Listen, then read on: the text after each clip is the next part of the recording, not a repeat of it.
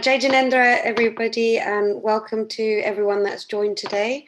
This event is a collaborative event between the SJS committee and the Begini committee, so I will be starting off and introducing everyone.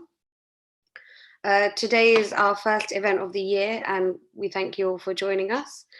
As we know, the last 2 years have been very difficult for everyone with the spread of COVID-19.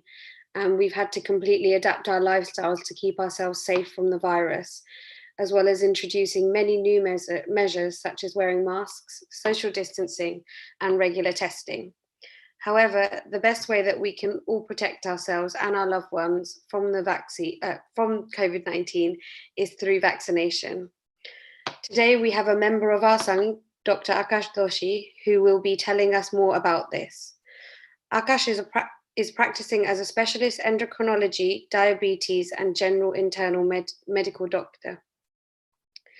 He holds membership for the Royal College of Physicians, along with a first-class honours in infectious diseases and immunobiology, a postgraduate certificate in medical education, and he's currently completing a master's. So he's more than qualified to be speaking to us today. Alongside this already busy schedule, he also finds time to provide medical education webinars and articles to a user base of 25,000 people a month via his website, mindthebleep.com. We are very lucky to have his time today, and I will now hand over to, before I hand over to Akash, just to say that if anybody does have any questions, there will be some time at the end for Q&A, or if you want to put your questions in the chat box, we do have people on hand to pick them up, and we'll answer them at the end. And I'd now like to hand over to Akash to continue with the rest of the presentation, please. Thank you so much for that introduction, and it's an absolute privilege to talk to all of you. So thank you so much for inviting me to do this. Let me get started with the presentation. One sec, let me just share it. Would you mind just granting me access so I can? Thank you. Oh, it's still disabled.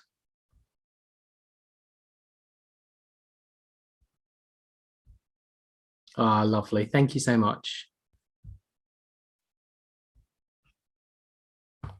Lovely. So here's my slides. Can everyone see them?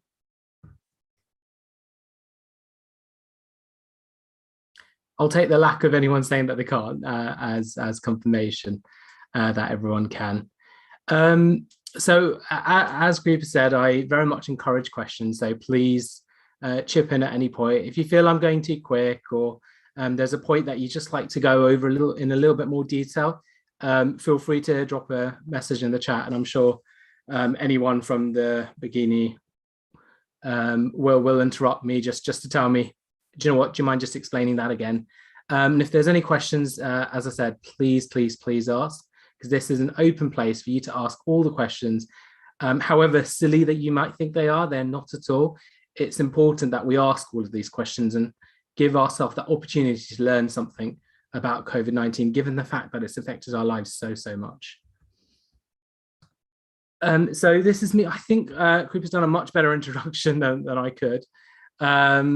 So yeah, apart from specializing in general internal medicine, I also specialize in endocrine and diabetes, currently completing my master's, and have this BSc in infectious disease and immunobiology, and I run mindthebleep.com, which so I deliver about 3 or 4 webinars a week through that to an audience of 500, 600 people. So I really like delivering medical education webinars, so hopefully you find this really helpful. So these are things that I'm going to be covering. So vaccines is a component of it, but I'll also be covering some of the statistics, just to give you an idea of where we were, where we are, and also about a couple of questions about lateral flows and PCRs, particularly because that was some of the questions that came through. So thank you so much, everyone, for asking those questions. I thought I'd also cover a little bit of information about that too. So starting with new cases, we find that things with Omicron, you can see this upstroke here, you can see that Omicron has made things a lot worse. new cases are up quite a lot, up more than threefold. It seems that cases have dropped. So I've literally updated the slide of today because these are yesterday's figures. It's difficult to say whether this reflects a true drop in cases or whether it reflects the fact that the new updates with the COVID rules, in that we no longer have to do a confirmatory PCR after we've had a positive lateral flow. I'll go into that in a little bit more detail, but it's possible that there's underreporting, because not everyone who gets a positive lateral flow will, in fact, very, very few people will notify and log their lateral flow result. You're meant to log every lateral flow you do, but let's be honest, I don't think most people log every single lateral flow they do, because it's quite a bit of effort. But that's what the regulations are, and that's why there's a possibility that that's what's causing the slight reduction. If we look at, so these are all statistics from the UK, and they reflect the exact same statistics in England, which is why I haven't differentiated. If we look at deaths, we see that things were pretty level at about 100 deaths per day up until the 27th of December. So this is roughly where we were getting Omicron starting to spike. And then it takes 2 or so weeks for people to develop severe illness and get unwell with COVID, and hence we're only now seeing the upstroke. And what I'm really hoping is that this starts to come down, because if this comes down, then that tells us that actually new cases are probably down, because this should hopefully mirror the same as what new cases show us. But if this continues to go up, then it tells us that actually the new cases are still going up. It's just we're not catching them all because of the updated regulations. And if we focus more on London, because I think that's where everyone's from, and so that's where everyone will be more interested. And we can focus on 2 different statistics.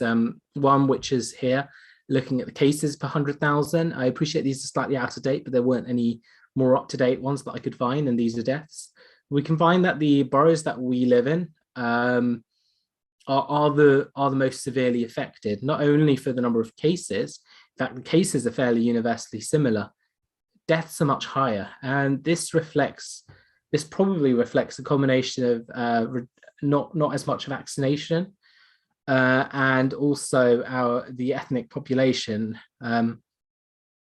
Us Indians are much higher risk of not only getting COVID, but also having much higher consequences of COVID, as is shown by this, with a much higher risk of death. And that's quite worrying. And so this is something that's really important that we give a talk like this, because then we can hopefully do something to address this.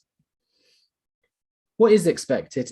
Well, this is a bit of a doom and gloom slide, so I apologize for this. The WHO feels that things might actually get a lot worse, and that the gentle downstroke in cases may not be reflective of what's going to happen. Their estimates are that things might actually get 10 times worse than they currently are, with 1.4 million new cases per day, 10 to 20,000 hospital admissions per day, and 2 to 5,000 deaths. So what we need to do is we need to think about this, acknowledge it, but we need to make sure that we do something to try and address this. And this is why all of you are here, and hopefully between us in this hour and a bit talk, we'll learn some stuff that can help disrupt this figure, if not at least in our boroughs. So how do vaccines work? So there were a lot of questions actually asking about vaccines and how they work. So let me take a moment to explain. Vaccines basically inject a little part of the virus. So not the full virus, nothing that can actually get you, can mean you catch COVID. They just inject a little bit of a part of COVID and give the body an opportunity to recognize that part and learn how to mount a defense against it without getting the infection. Think of it like the body going to school and having that opportunity to learn everything that it needs to over a long time, and really take that opportunity to learn. rather than what happens in an infection, which is it's your first day on the job, you've not had any training, and you're like, oh my gosh, what do I do? In that situation, you might crash and burn. That's why it's really important to get vaccinated, because you give your body an opportunity to learn how to recognize it, know that it's a bad thing, in a safe place where you don't get ill. And as a result, the body's ready. It's ready to say, do you know what? When I encounter this, what I'm going to do is I'm going to do this, and I know what I'm going to do, rather than wait for the virus to take hold and then try and struggle through a response. Just like if we go to school and we learn something, when we leave school, after a few months, we might start to forget a few things. And that's the same thing, what happens with vaccines. We know this from the flu vaccine, which one has to take every year. Essentially, your body doesn't retain onto all of that information. And so it just needs a little bit of a reminder. And that's what boosters do. Boosters give you that reminder and tell your body, do you know what? It's still out there. It still could happen. You need to be on high alert, because otherwise the body doesn't want to use its resources making antivirus things if it's not needed. So those are the antibodies that we often talk about. Are they safe? That's often a question that's regularly asked. I'd say at the start, when we were giving COVID vaccines, even then we knew they were safe. The reason being is that our trials had hundreds of thousands of people in whom we'd given a vaccine, made sure that there weren't any side effects, and so we knew that they would be safe. We then have now given vaccines to so many people, way over 1 billion people, way over 1 billion doses, I should say. And we know that the side effects that have happened are very minimal.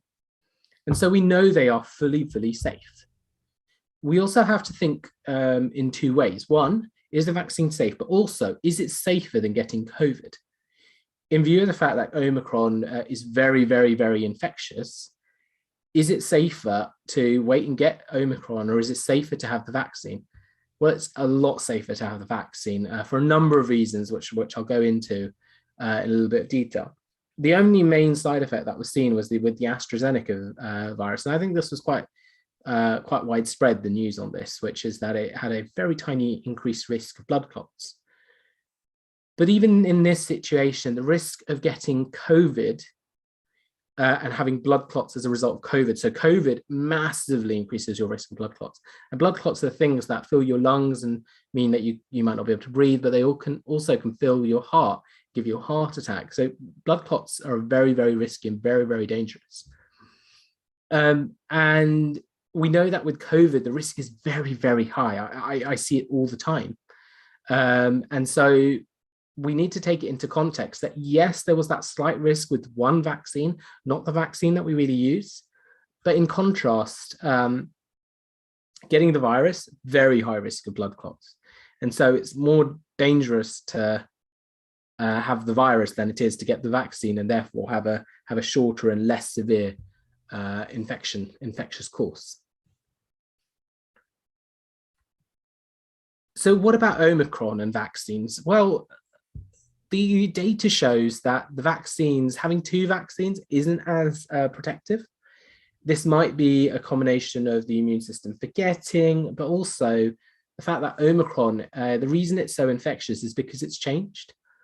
So in every single person, when the virus goes in, it mutates slightly. In most situations, these mutations are very safe. It doesn't change much. It's like having a book and a couple of the letters changing. You can still understand it.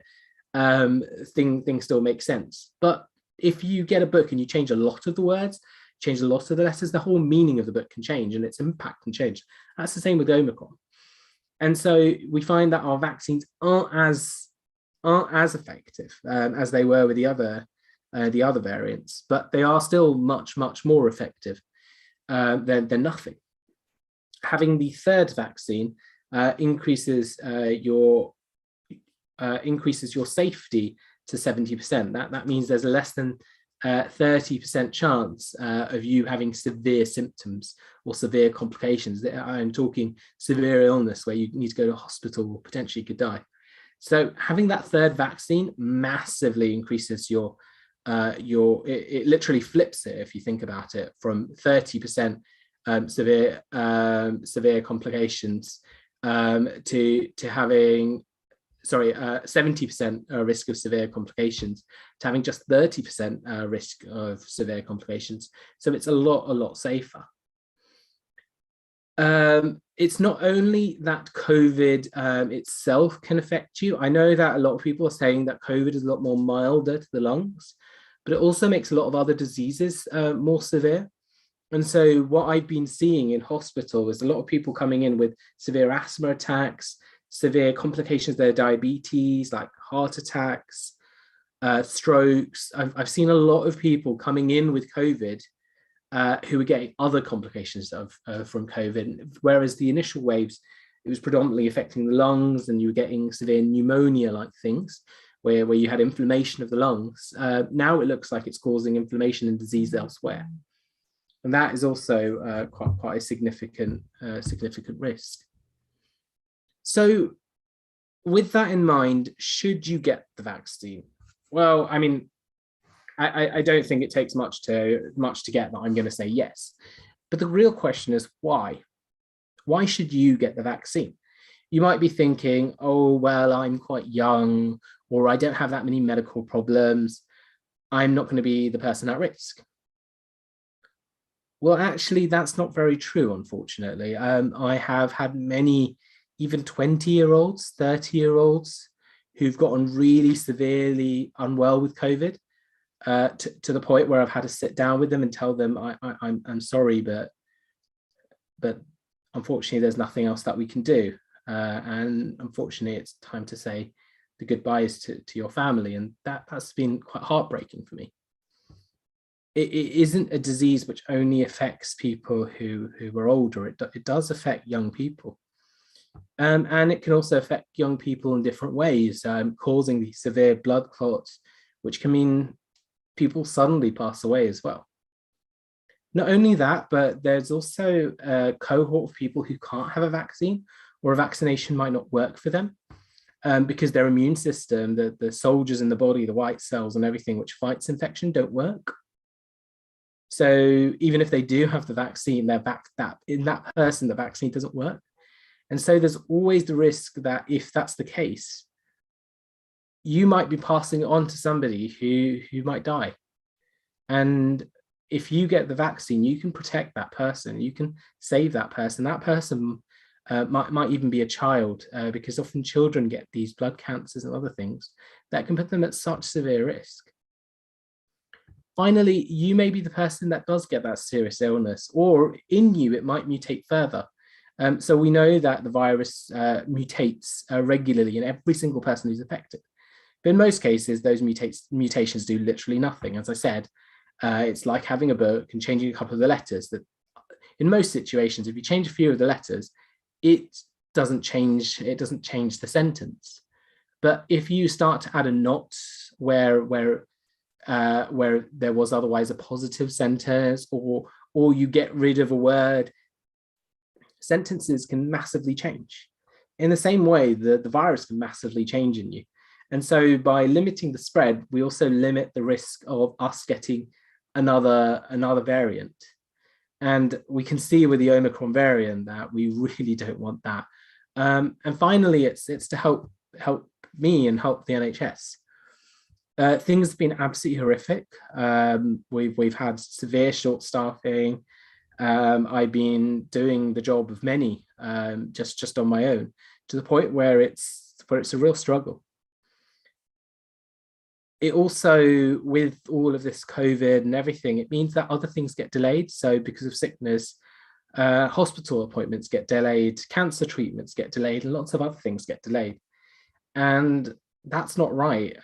When people are suffering as they are, with all their other illnesses, what I don't want, and what I'm sure you don't want either, is that we delay their treatments because of COVID.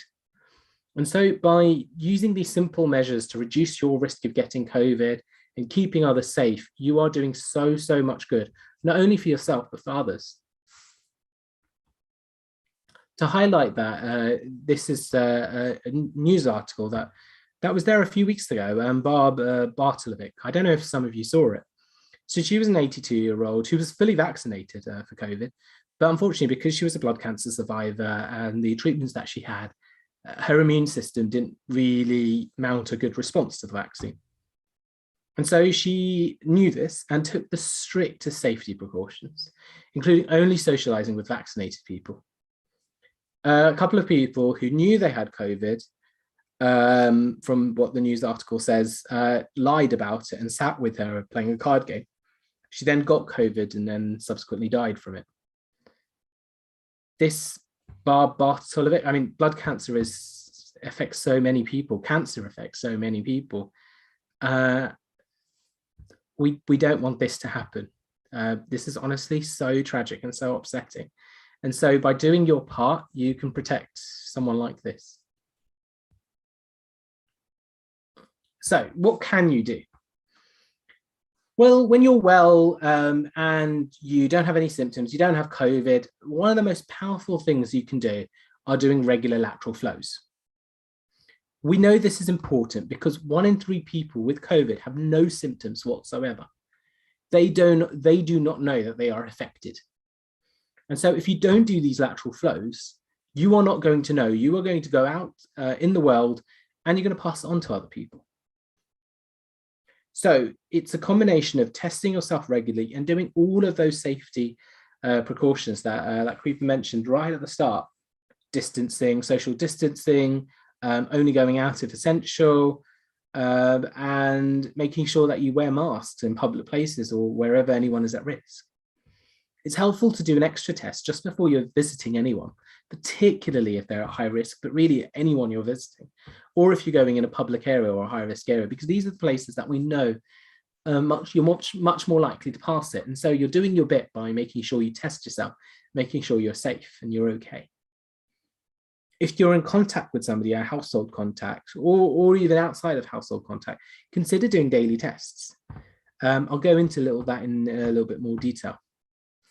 One thing just to bear in mind though, if your lateral flow is positive, you've got COVID. We know that lateral flows are very, very, very good at, if they are positive, demonstrating that you truly do have COVID. You don't get false positives with them. But what they can still do is miss COVID. We know that for 4 people who test themselves, if all 4 people had COVID, 1 of them will be missed.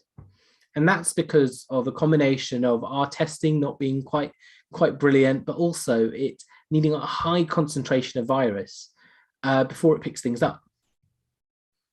And so there is that risk that it will miss things. And that's why the PCR is important. If you've got a positive lateral flow, then that's it. You've got the disease, you know what you're working with. But if you've got the symptoms of COVID and your lateral flow is negative, you still need to go ahead and do a PCR. Because it's possible that your test was just by chance negative, / do regular lateral flows, because it may be positive later on.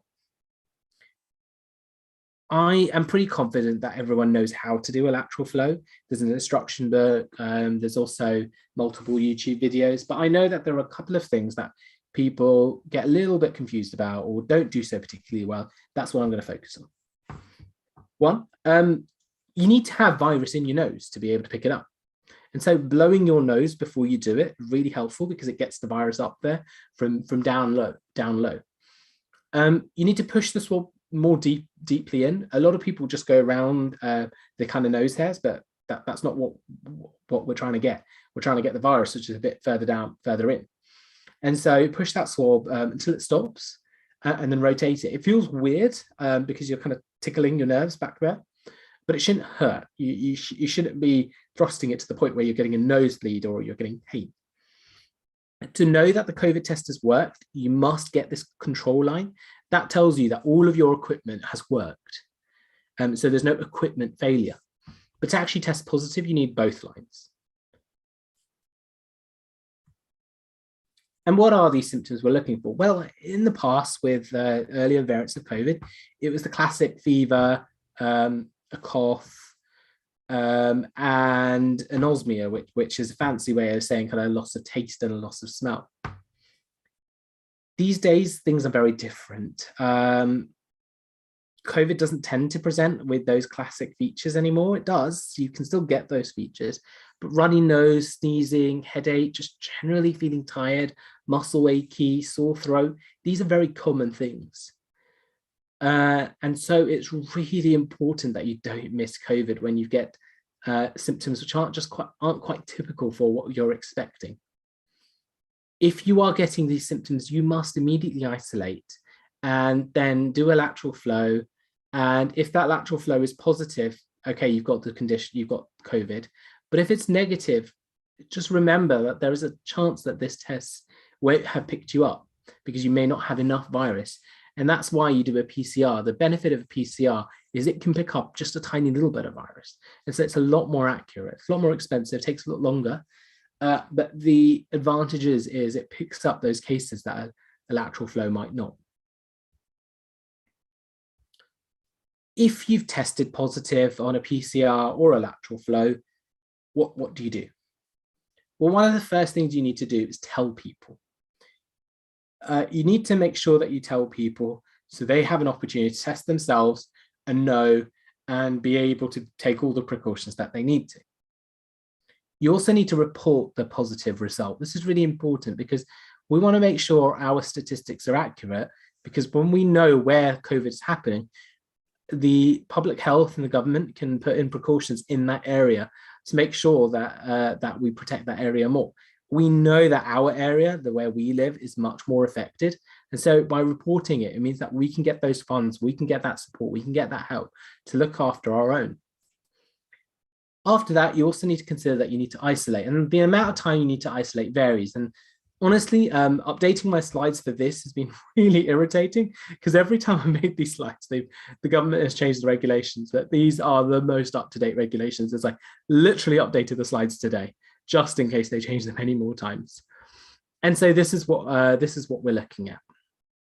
So this is when you've got a positive lateral flow or a positive PCR. And I'm going to take you through this because I appreciate that it might be a little bit confusing. So this is day 0. Day 0 is the first time you've got symptoms or the first time you've got this positive test. After that, the full isolation is 10 days. So let's say this was on the 15th. That will be the 25th. Yeah, so that's not day 1, that's day 0. And so this is the course that you would take if you're not vaccinated. If you got 2 vaccines, then you might be able to end self-isolation a little earlier, potentially at day 5 or potentially at day 7. And this is how it goes. Well, you start to self-isolate, and at day 5, what you do is you do a lateral flow test. That lateral flow test, if it's positive, well, that means you're still very much at risk of transmitting the virus. So you carry on and you isolate until basically it's negative for 2 days in a row.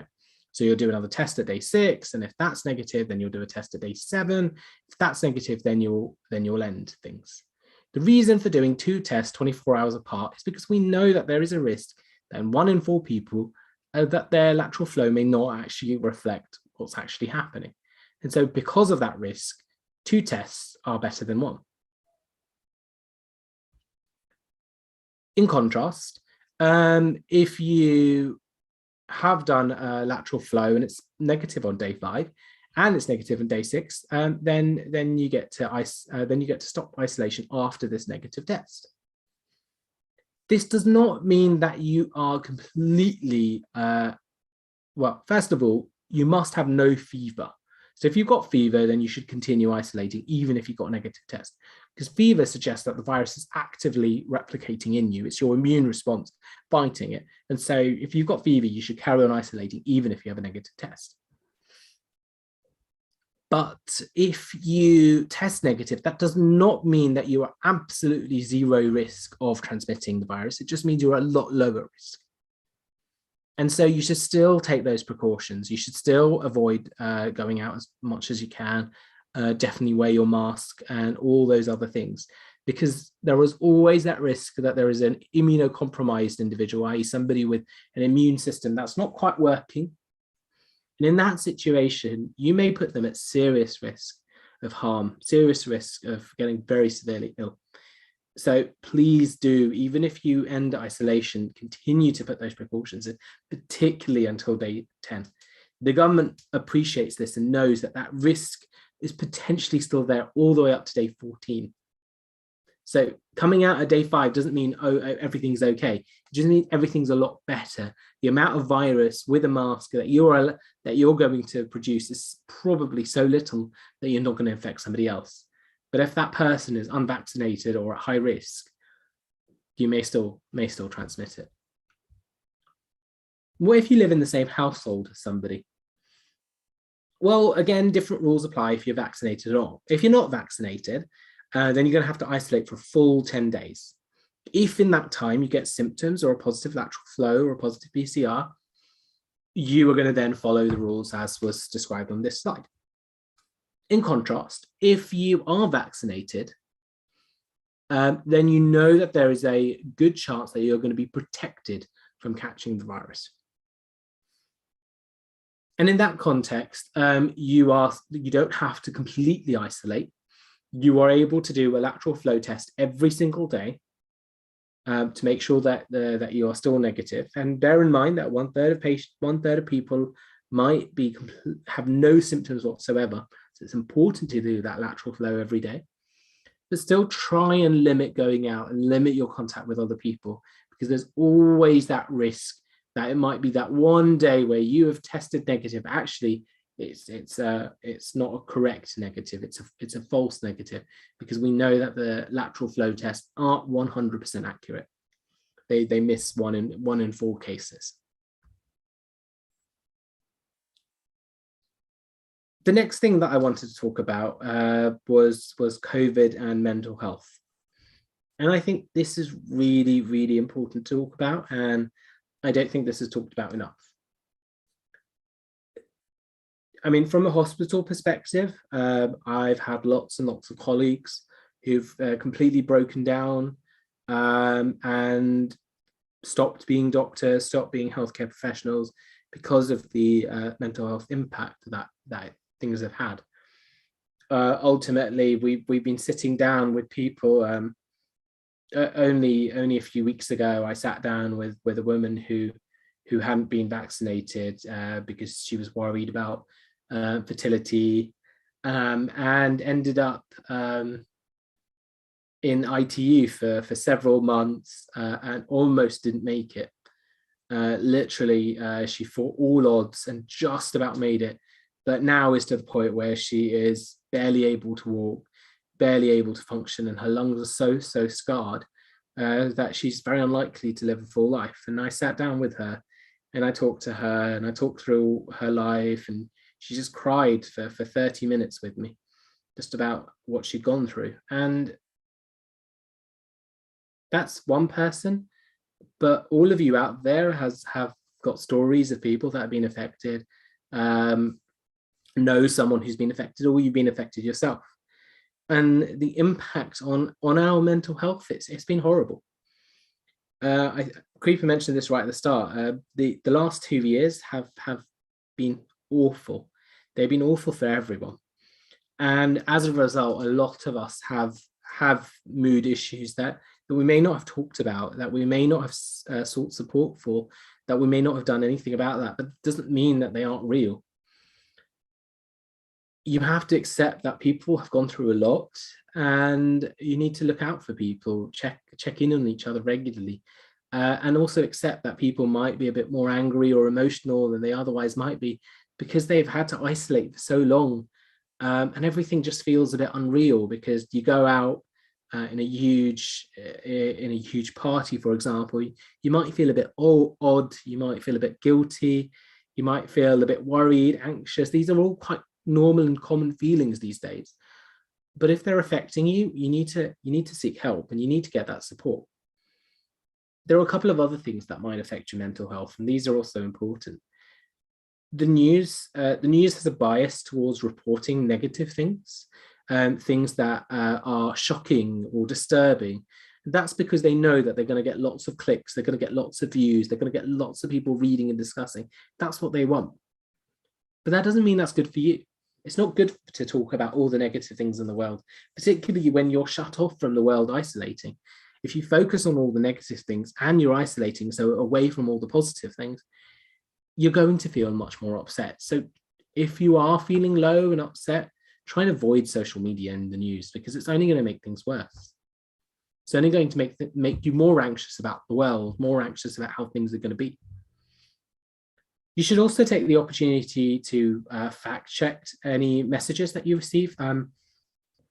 People know that when people are anxious, that they're going to spread any messages of things which are disturbing or wrong or upsetting like wildfire. And some people get a thrill from that, from posting things which are incorrect, which are wrong, which are fake, but it gives them pleasure that their things are being shared.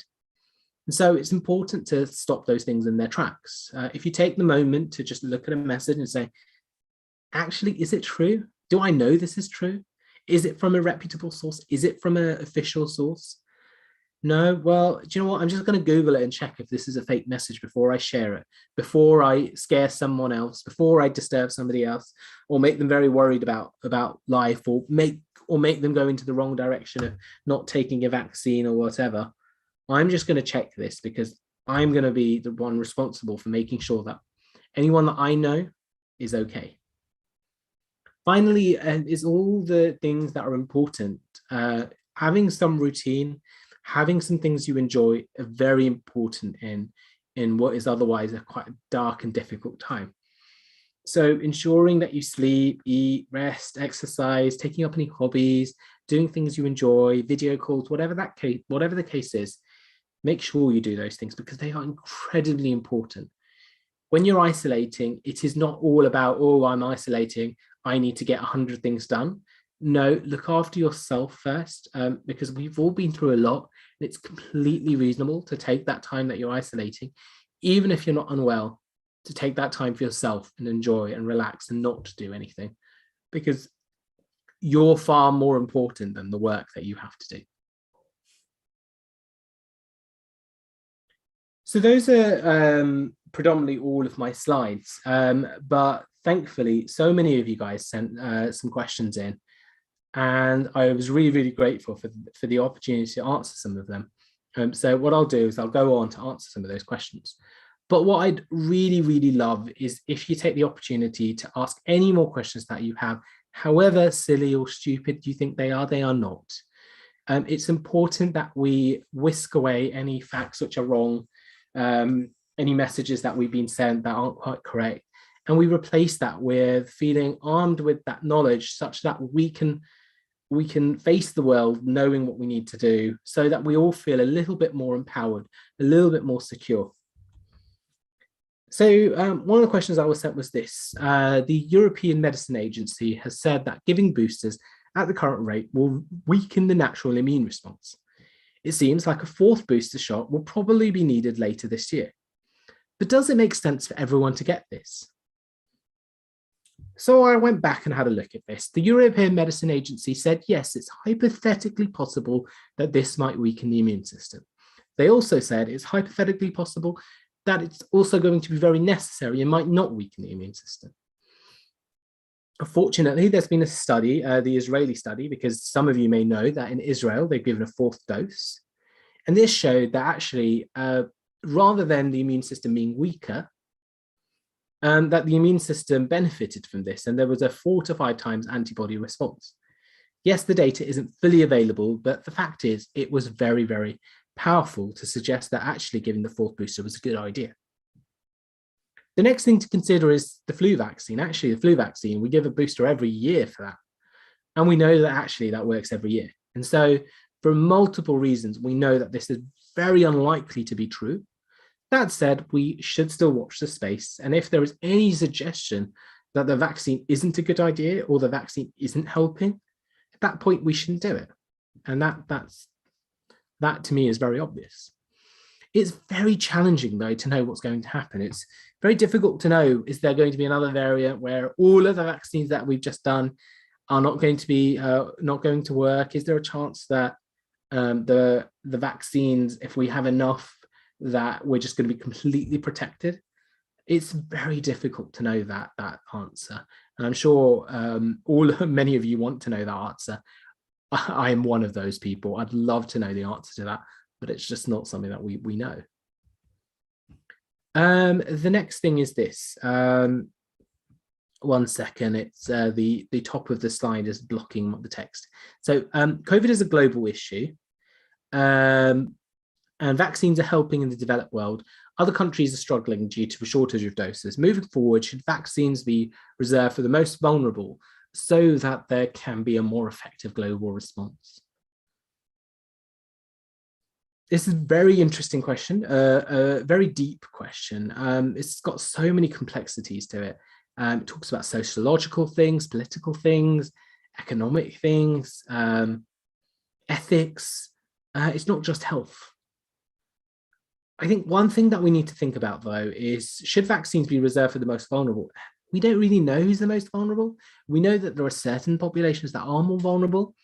Those who are obese, those who are diabetic, those who are 40 plus. But we also know that people in their 20s and 30s can get very severely ill with COVID. And so that doesn't mean that we should just ignore people if they're younger than that and just put them at risk. The other thing is, from a kind of political and economic thing, well, the same is true for lots of things, food, water, that there are so many things that in undeveloped countries, they don't have access. And so I don't think it's a situation of just COVID. I think it would be wonderful if we had a whole world where we could end poverty, hunger, and give access to water. And so I think all of those are very important things. And I think just putting it down to only vaccines being spread to the rest of the world is only dealing with something which we can see acutely in front of us. But this has been a problem for years for lots of different things. I don't think I'm qualified enough, nor am I of the ability that I can change any of this. And I don't think any of you guys are, but please correct me if I'm wrong. I think the most important thing right now that you can do is protect yourself and protect others around you. But also understand that the world, there are lots of things in the world that we would all love to change. And I think it's really important to think about changing that and see what we can do to achieve that. I think what some people do, which is saying, I'm not going to have my vaccine so that people in the undeveloped world will, in third world countries, will get it. Well, that's not going to work, because ultimately, if you don't have the vaccine, that vaccine will likely expire and be thrown away. So you're not helping anyone by doing that. Please get your vaccine. Don't take a stance by wasting a vaccine. That doesn't help anyone. If Omicron is as mild as the data suggests, should the approach be to let the majority of people catch COVID and have a natural immune response, which can eventually provide herd immunity? So herd immunity is the concept that if you've got a lot of people who are immune to a virus, then they will almost bubble people who are infected and prevent them from being able to transmit the virus. Unfortunately, this doesn't work with COVID. The reason it doesn't work with COVID is because whether you are vaccinated or not vaccinated, if you catch COVID, you are still at risk of catching it again. We know this with Omicron. People who weren't vaccinated, both caught COVID. We know that if you've been vaccinated, you are less likely to catch COVID, and also you are far less likely to get severe disease. Whereas if you catch COVID itself, actually your natural immune response is worse. And so this gives us 2 points. One, the natural immune response is worse. So vaccines are better than the natural immune response. And this isn't news to anyone. If you go to school and read a book and take that time to learn in a safe place, all you need to know, you're going to be better than a natural immune response, which gets a sharp shock where you don't have the opportunity to design and implement a targeted immune response. Our vaccines are designed with the components of the virus that we know are going to have the best response. And so we give high levels of the bits of the virus that we really want the immune system to recognize and fight. COVID infection gives lots and lots of different parts of the virus, some of which are effective, some of which aren't. And we know that if we do that, if we let people catch it and as a result die, that's not a helpful response to anyone. It's also important to recognize the word mild does not mean what you think it might mean. A lot of people take mild to say it is not dangerous. That's not the case. What we're saying is it's not mild, we're saying it's milder. We're saying that it's less likely to kill you than Delta and other variants of COVID. And that's based on preliminary data, which isn't fully substantiated, which is done predominantly in non-human models. So we're talking mice, hamsters, and other cute animals. Ultimately, this does not mean that it is not going to kill you. I know this. I know people, I regularly treat people who had one vaccine and they are still getting very severe disease and are still critically unwell and may die, as well as have died. We know from the statistics in the UK, as well as the statistics here in where we live, that people are still dying from COVID, from Omicron. And so mild isn't mild. You are still at risk of death, and it's still really important you get the vaccine. We know that of the people who are getting severely ill, that 90%-ish plus are unvaccinated, but actually 10% of those are vaccinated. The vaccine is the single most important thing you can do to protect yourself. So please, please get it. The last thing I want is any of you guys to run safe or put at risk. This is a very interesting question. Based on news reporting, it seems like there's been an increase in cardiac events lately, especially in athletes.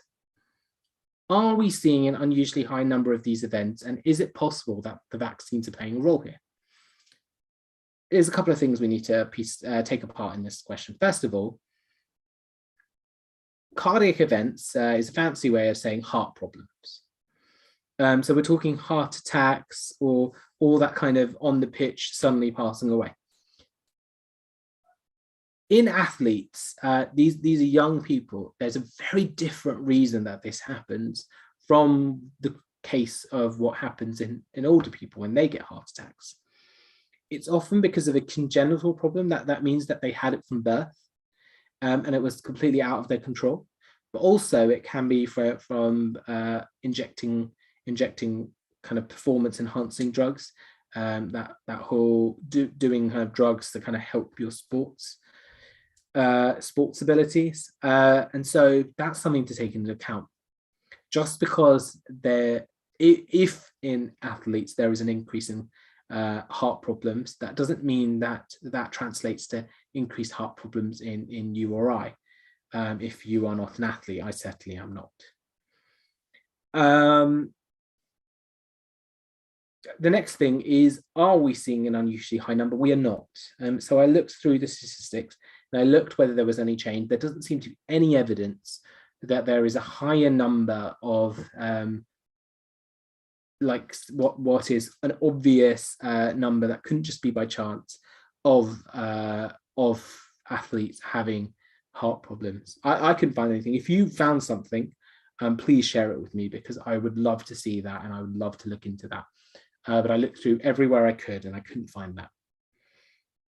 Is it possible that the vaccines are playing a role here? Well, what we can do is study athletes versus those who've been infected with the virus and those who've been vaccinated, and therefore relatively protected from the virus. And we find that those who've had the infection are far, far more at danger. We know that about 23 in 10,000 have a risk of serious complications like heart problems, such as a heart attack. That is a fancy way of saying a heart attack, or a blood clot in the lungs, or inflammation of the heart. In contrast, if you have a vaccine, your chance of that happening is 20 in 2.8 million, which means even if you have 10 vaccines, your risk of getting complications because of the vaccine are much, much, much lower than getting COVID. And so it's really important that you don't get the full-blown nasty COVID because you've not had a vaccine or because you've left long enough, i.e. you've not had your third vaccine, that your immune system has forgotten about things. We know that the risk of having a heart attack if you have an infection is 3 more times than if you don't. And a blood clot is 9 times more. And this reflects the fact that blood clots are much, much more common. COVID makes your blood very, very sticky. And as a result, you're much more likely to have all of these, a lot of these complications. You're much more likely to die from even heart problems or other problems outside of the lung problems that we classically associate with COVID by having the infection than having the vaccine. Next thing, some people are scared of taking the vaccine as they think that this will impact their fertility. Is this true? This question really hits home with me, just because I had that patient who thought exactly that, and as a result has gotten so severely ill, and I'm pretty sure their fertility has been affected. Not by, I mean, they didn't have the vaccine, it's been affected by COVID. It has been extensively studied, and there is no evidence whatsoever in all of the millions and millions and millions of people that have had COVID vaccines that there is any risk of reduction in fertility. The converse, that having the COVID infection reduces fertility, there is something which says that might be the case. And so this is something that's being actively studied, and unfortunately the data from that wasn't available, and it won't be available for another month or 2. But there is a risk that getting COVID might affect your fertility. So with that in mind, if you are worried about fertility, then getting the vaccine is a good idea. The next question, can you tell us about the drug that they are using on infected people to stop their symptoms from getting any worse? Would this work on both vaccinated and unvaccinated people? Well, the second part of this question, yes, it was designed for unvaccinated people and was tested in vaccinated people. So yes, it does work on vaccinated and unvaccinated. There are 2 drugs which have been licensed recently. Unfortunately, all the old drugs, there were some others, don't really work with COVID. Work with Omicron. So we're going to ignore those. We're also, so the 2 are Paxlovid and molnupiravir. We're going to ignore molnupiravir because it's been shown to be less effective, about a 30% reduction in COVID hospitalization, whereas Paxlovid showed an 88% reduction. So Paxlovid, 88% reduction in COVID hospitalization if taken within 5 days of being COVID positive. And it may work on Omicron. So it has to be taken very early. It's not about finding out that diagnosis. It's about being able to access the drug within 5 days. That's the difficult part. And it results in an 88% reduction in COVID hospitalization. Well, the company has said that they can only make enough until about May time or so to treat 180,000 people. That is nowhere near enough people, so I wouldn't rely on this. It's important to think that COVID is like, so getting your vaccine is one safety measure in what is many safety measures.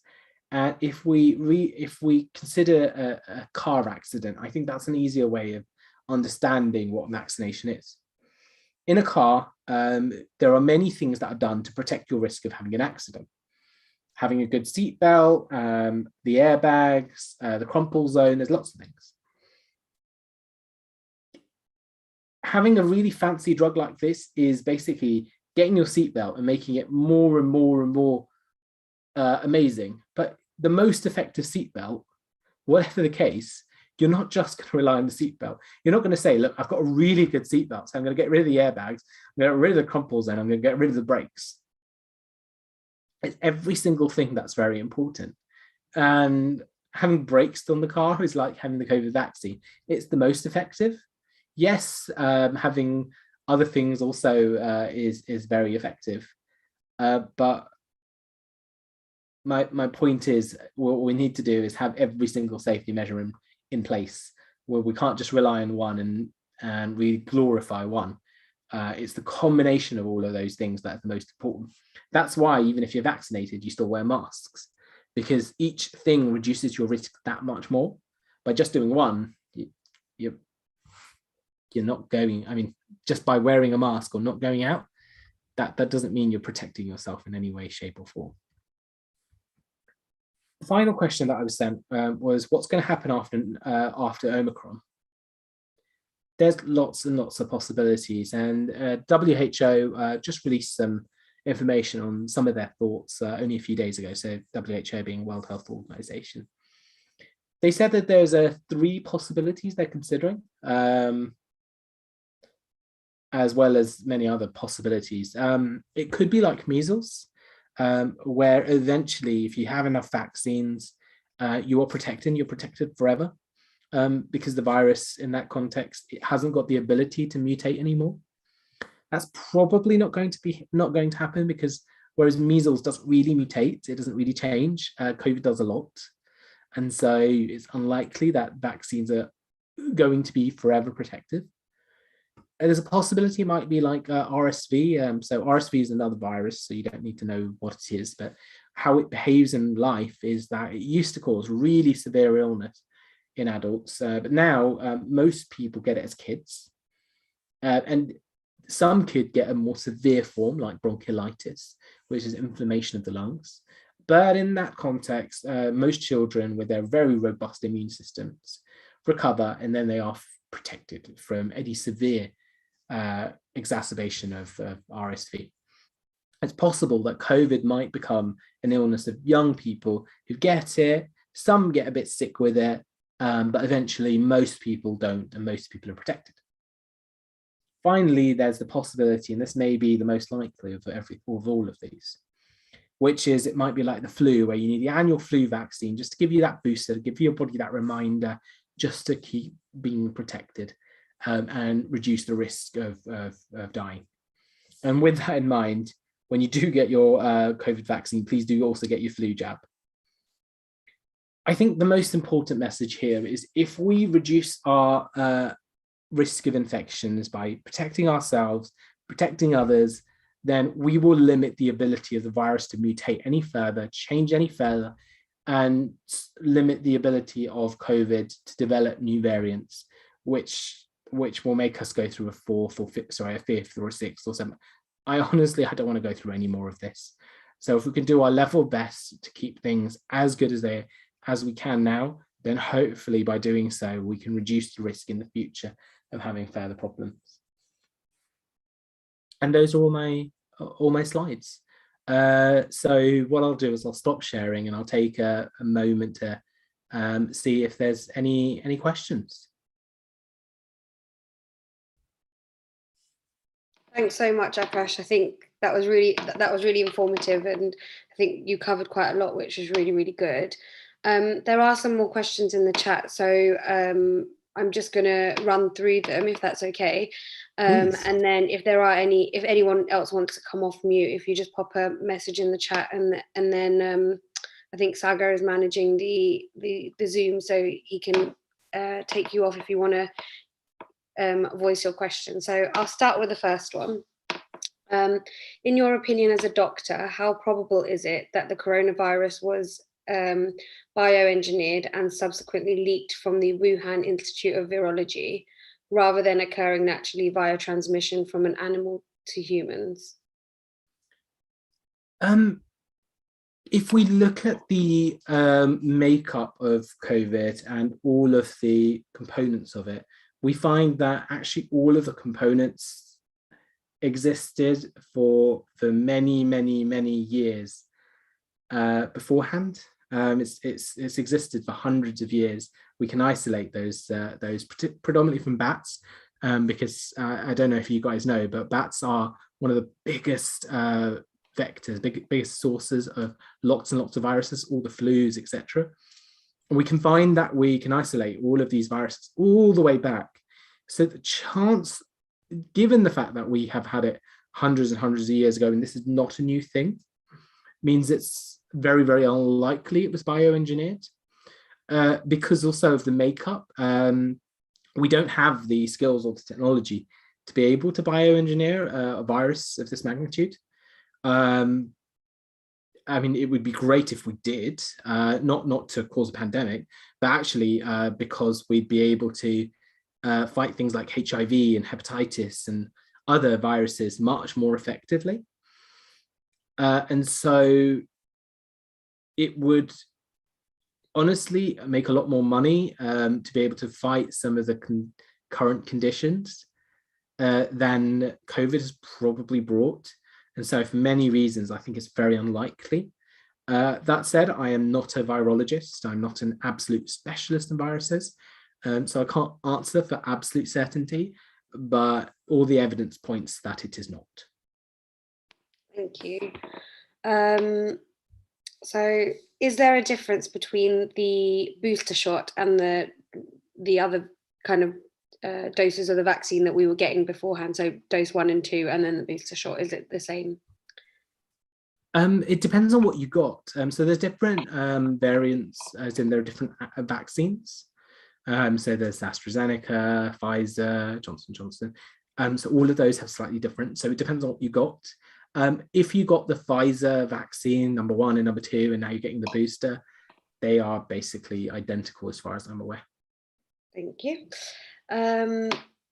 So if a woman, so going back on the point about the fertility and things like that, so if a woman discovers that she's pregnant, at what stage is it safe for her to have the vaccine? And I think there was some recent updates about this as well that I read.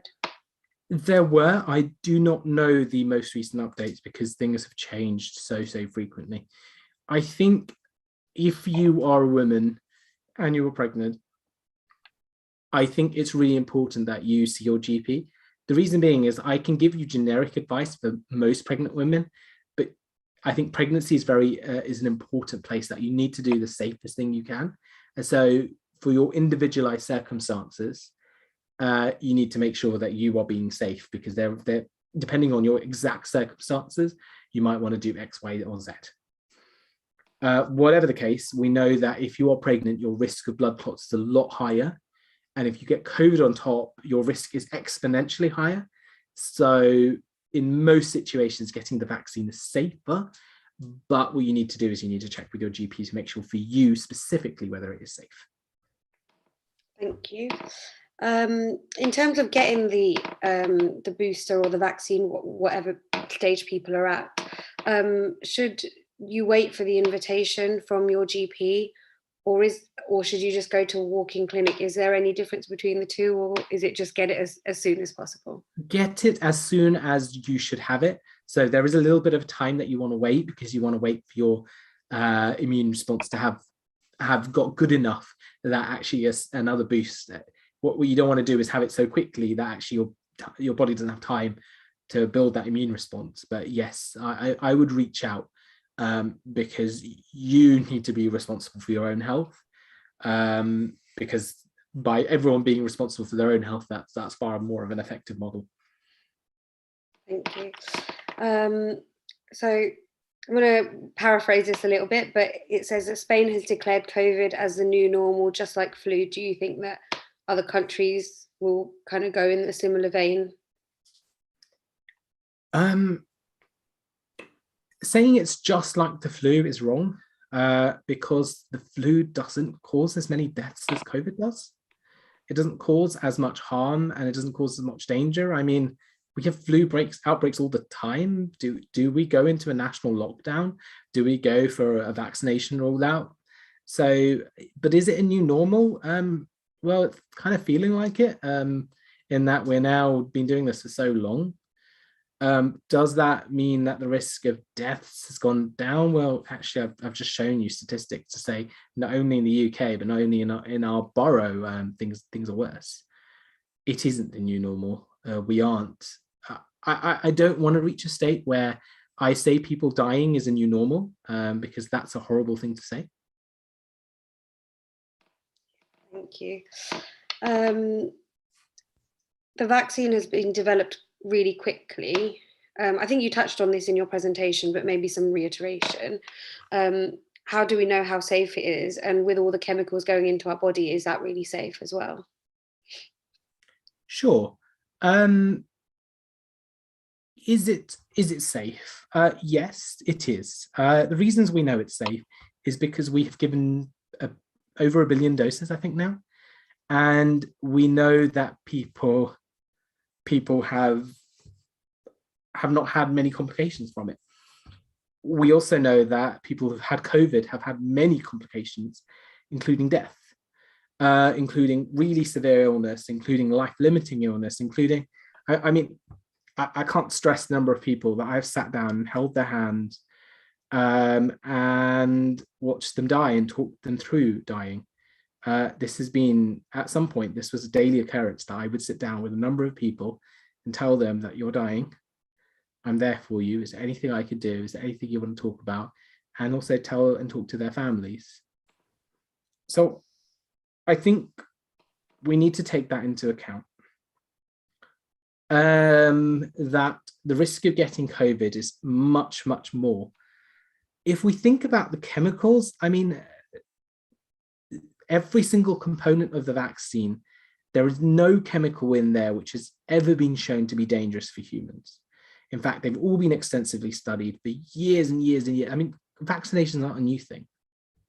All we've changed is that we are putting little different bits of the virus in there. What we're injecting is mRNA, which is found in every single cell in the body already.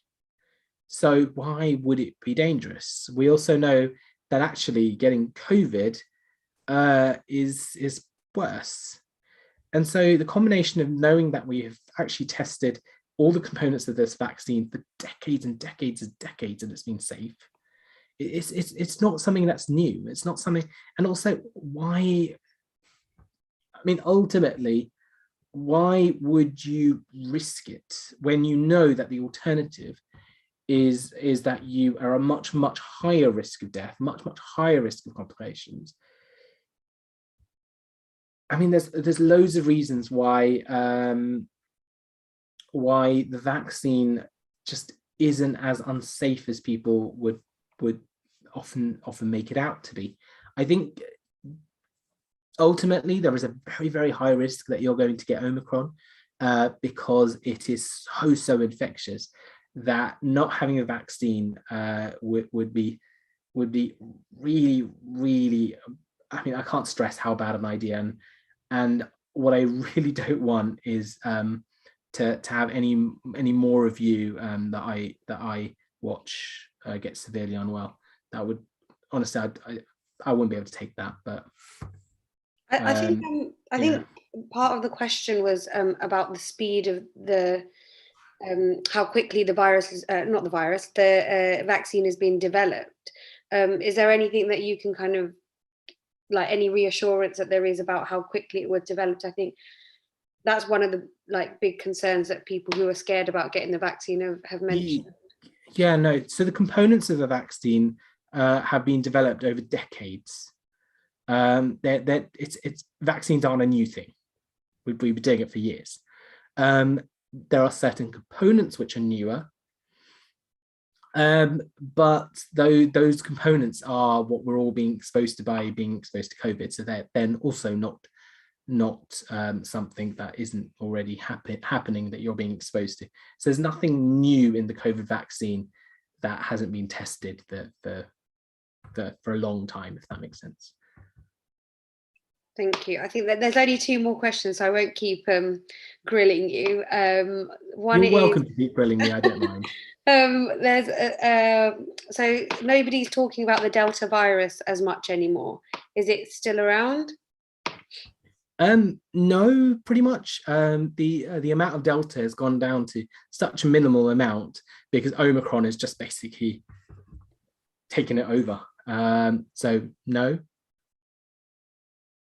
I guess that's almost a good thing, because that was a lot more dangerous to people, I suppose. I know that this is still dangerous, but I think a lot more people. The worry is that we also know that if you get co-infected, that you might get both, and our worry is that the new strain will have the worst parts of Delta and the worst parts of Omicron. And so that's the reason that's a really dangerous risk as well. Okay. And then the last question from me before I do a final ask to the audience. Well, they're all from the audience, but from me anyway. Are disposable masks effective, or should we be using PPF2 masks or any particular type of mask? So I assume they're talking about FP3 masks, which are the ones that people are the ones that are really tight fitting, etc. That's a very difficult question. I think the evidence keeps swinging both ways. Wearing no mask is much worse than wearing a mask. A lot of people wear masks improperly, and that's more so with the FFP3 masks. So with the simple face masks, this what we call surgical masks, a lot of people wear two, and by wearing two, you actually block the air filters, which means you're actually at more risk of both getting COVID and passing it. So that's one risk. Two, people don't make a full seal, so they don't seal their nose, or they wear it here, and so all of those make it more ineffectual. With the FFP3 mask, they don't properly seal it. A properly worn FFP3 mask must be safer because it is far more protective. But the problem is wearing it properly takes a lot of skill. And whenever we get relatives coming into hospital, so many of them do it so wrongly that actually I would say a simple face mask is doing more of a good job than wearing an improper FFP3. So I'm sorry, I can't give a specific answer, but okay. And where do you kind of reusable masks sit on that scale? Because obviously I think the other side of this, and I've seen quite a lot of posts actually, that before COVID there was a kind of big environmental drive reducing plastics, etc. But obviously now that we're testing more regularly, there's a lot of plastics in those tests. Same with face masks, that when you walk down the street you see a number of them on the floor that haven't been disposed of correctly. So I know that you said that it's better to wear something than nothing, but are reusable masks yeah, I'm all for reusable masks. There is no evidence to say that they're any worse than simple face, the disposable ones. And I mean, the only risk is you might then accidentally pick up somebody else's. But I guess that risk also applies to the other ones. So. Yeah, that's fair enough. I'm just going to do a final shout out if anyone does have any questions that haven't been answered, although we've done quite a comprehensive talk. If you just want to pop your hand up or put a quick message in the chat. Oh, we've got one from Chet. Can we unmute Chet?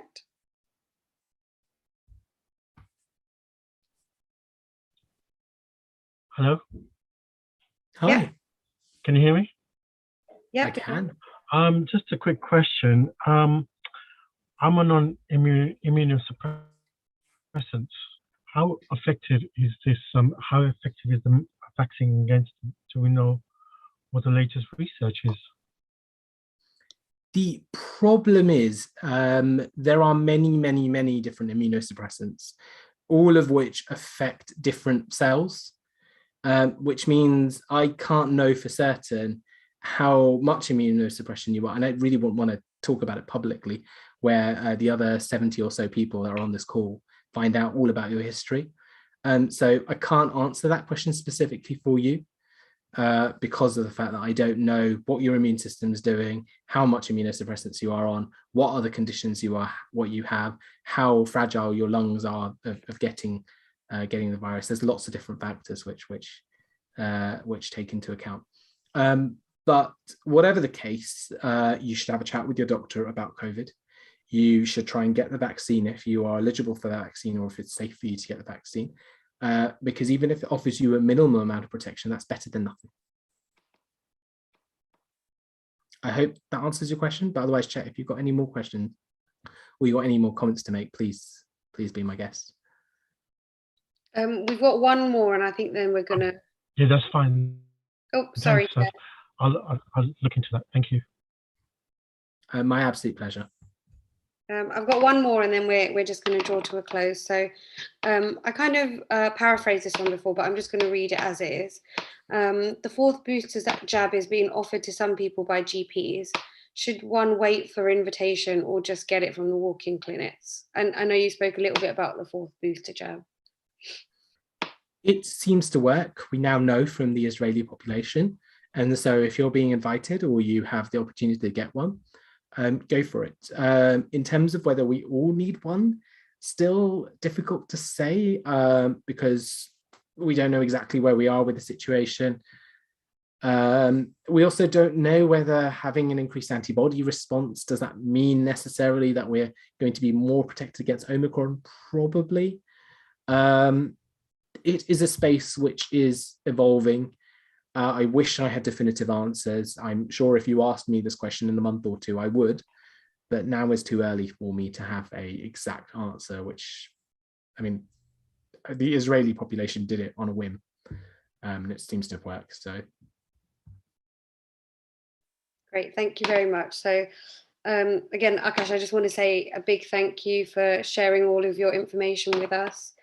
Like I said before, we all must have learned a lot this evening, and hopefully we're a lot more knowledgeable and clear about what we're facing with COVID-19 and how the vaccine is the main thing that can help stop it from spreading so quickly. So, you know, even if it's not people here today, but even if it's like friends or other family members who you're having these conversations with, hopefully you'll be a bit more equipped to, you know, respond to them and let them know about why the vaccine is so important. And the other side of it is great that, you know, members of our own Sangha are able to deliver these talks and sharing their professional knowledge. I know that we're a Jain Sangh, but it's not always about Jainism and religion. These things are really important for us to know as well and share. So just doing another little call out whilst we're here. So if anyone does have any other specialist knowledge that they would like to share or think might be useful to the Sangh, then please do come forward to us and let us know. And we definitely think about putting those talks on as well. And this isn't only limited to medical things, but just kind of wider as well. And then finally, just a big thank you again to both committees for helping organise this, especially Sagar and Nimishanko, who are been manning the scenes from behind, managing the Zoom and the YouTube channels, as well as filtering the questions that have been coming in. And last but not least, thank you to everyone who did send in questions either before the event or during the event today, and of course everyone for attending, because the event would not be a success without you guys here. I think on the Zoom we've had about 70 people in attendance, so that's been really good to see your support here today as well.